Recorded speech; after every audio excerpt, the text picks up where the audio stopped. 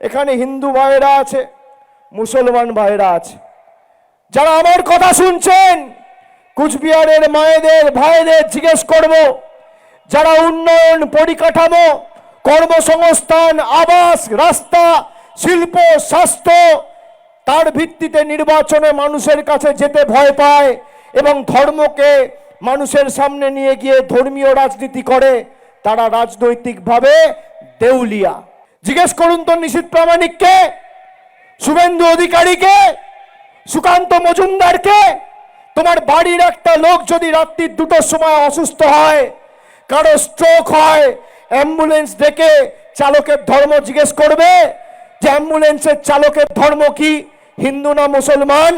বাজারে গিয়ে ফুল কেন, মালা কেন, যে মালা ঠাকুরের কাছে অর্পণ করো, যে মালায় পুজো হয়, ঠাকুরের বন্দনা হয়, জিজ্ঞেস করো যে পুজোর ফুলের মালার বিক্রেতার নাম বা বিক্রেতার ধর্ম কি, হিন্দু না মুসলমান? তা তো ক্ষমতা নেই। তাহলে আমাদের মধ্যে বিভাজন কেন?